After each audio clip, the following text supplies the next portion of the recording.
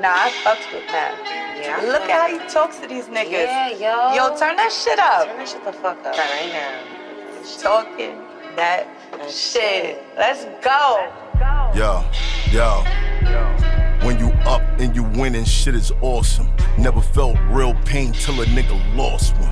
If somebody take from you, what it's gonna cost them? Tired of niggas acting like they really put in work.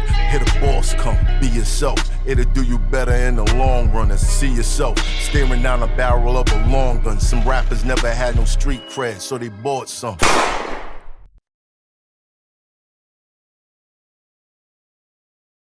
All right, so getting back to this Biggie situation. Right. At the time, it just seemed like everybody was going to Big. Why was that? Cause that was our hero. That was our New York. That was our representative. That was Biggie Smalls. That was, who the fuck is better than him? You know what I'm saying? So I felt like, God damn it, I need him to talk for us. You know, and even me doing that wasn't like a disrespect. I was like, come on, nigga, we got you, nigga. Queens got you. You know, it's like the Warriors. You had, when the Warriors, they had the meeting, it was every borough. So I was just trying to let them know the Queens got you, man. We here, man. You see Capone and them niggas, LA, fuck them. I got you right here in Queens. So let's just, you know, let's just do it together. Nah, Flush, I gotta call Cap on that.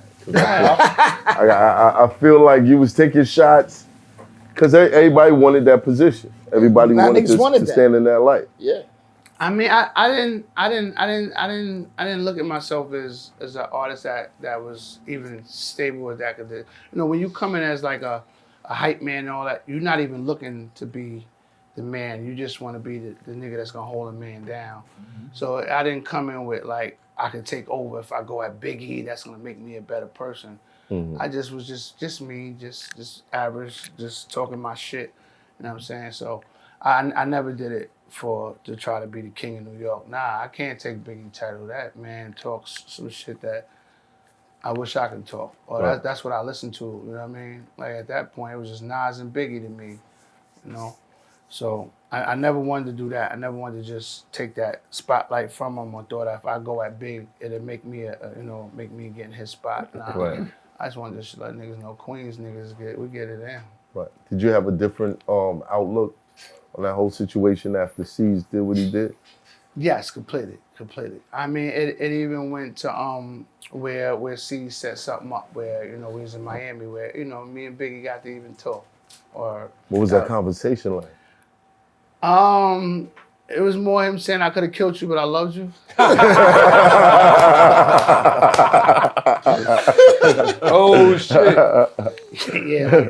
It was almost simple like that. Basically that. You know, it's like times, you know, he just say, you know, some about my character was definitely, and I guess everybody around him, you know, if you know Gutter, and Gutter didn't want to hurt me. So if Gutter don't want to hurt you, then something about you, something, you know. So he definitely kept it like that, man. But definitely, Biggie's my nigga, man. Or I got to hug that man. I got to, you know, show him love. I got to even squash it before he left. That's a beautiful thing. That's a beautiful thing. Shout out to Biggie.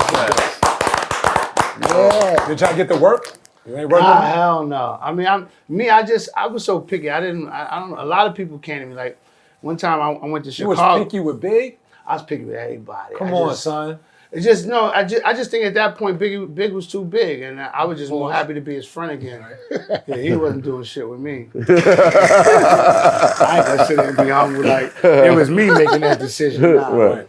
He ain't do it with me, but, you know, there's a lot of times, like I went to Chicago, I had to do a song with Twista for my new album. Shout out to Twista. Right. And I thought rapping with anybody, I'm nice, man. I went to Twista, and I booked, like, to go there for a day, and then after, like, 8 days I'm there, I feel like I couldn't mess with Twista. That verse was, like, you know, going around artists like that was amazing, man. And I seen Kanye West in there, and Kanye West was like, yo, Flush, you my favorite artist. And I'm like, yeah, all right, whatever. My dumb ass, and it be like, nigga, like, I don't know why I just didn't gravitate. I just felt like, you know, I mean, I'm the shit. Your pride. Yeah, my pride. Queen shit. Queen shit. It sounds like ego, though. Not necessarily pride. I mean, I was caked up from not music. So, you know what I mean? So being from Queens, like, I respected the Supreme Team more than I respected Run DMC. You know what I mean? I respected Bimmy more than I respected LL Cool J. You know what I mean? So it was just knowing that my line of work was more, nigga, I already felt like I was bigger than you anyway. You just a rapper. So why rap? Because what made me get into rap, because I could, like, if whatever was going on, so if I got up in the morning, I'm hustling, I served Shantae, and then Little Ray got knocked on.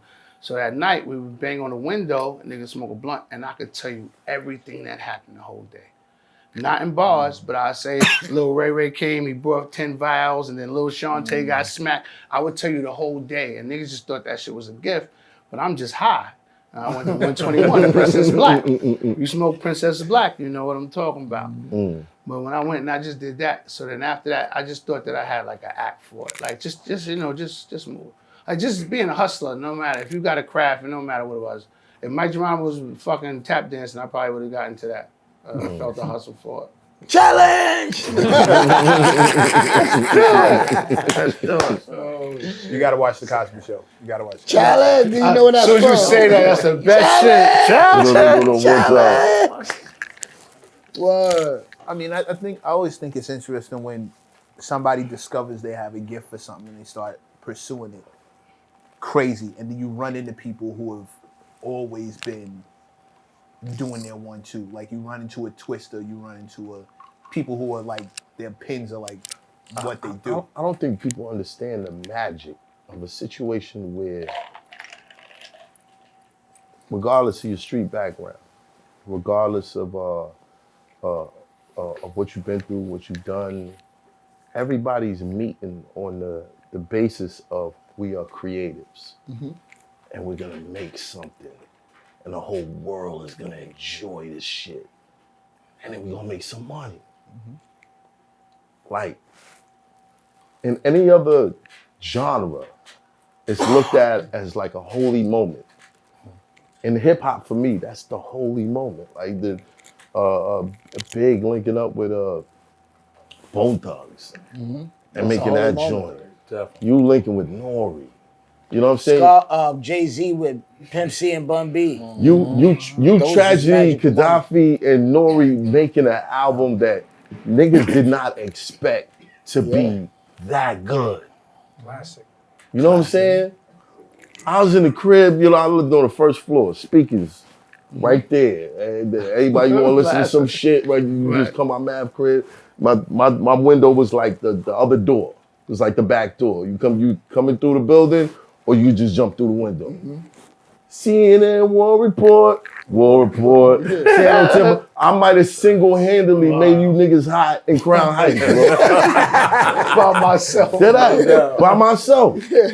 But that's like, these are magical moments. And when you guys are on tour and you're performing these records that might be a decade or a little bit more than that, but you're looking at this crowd and you're seeing how they're affected by it. It's magic. You're on a higher level and you didn't even know it. What you was doing to the world. But how does it get to the point where after a while, you kind of fall back from it? Because I stopped, after a while I wasn't seeing Royal Flush on the mixtapes. What happened? I just felt like I never used hip hop to pay my bills, so I never had to put a single out to pay my rent. You know, like everything I got, you know what I mean? You know, I never want to talk on camera, but you know, however I live is how I live. But I just always liked it, like that thing in life. Like I feel like I didn't make it to the NBA, but I'm good in the rucker. You know what I mean? You know what I'm saying? So I still feel like I'm dope, my nigga. Like I'm still a shit. So I keep it that way. I just know I couldn't make it to where I want to be, but I'm happy where I'm at, and I don't need no money from hip hop to live my life. And once you figure that shit out, any artist, you know, they say don't quit your day job. Like if you don't need something to support your hobby, you know what I mean? Like rap is my hobby, man. Like I love this shit. I didn't think I was gonna make $1 off it. Where my dogs at? Yeah, welcome me back. Where my dogs at? Yeah, welcome me back. Where my dogs at? Yeah, welcome me back. It's 9 niggas single again. Yeah, I'm single. In the club tryna mingle. Fuck relationships, cause a nigga simple, listen here. Icy on my wrist aware, no guilt, I'm in the clear. Photos of my ex on my Instagram disappear. I'm single, in the club tryna mingle. Relationships cause a nigga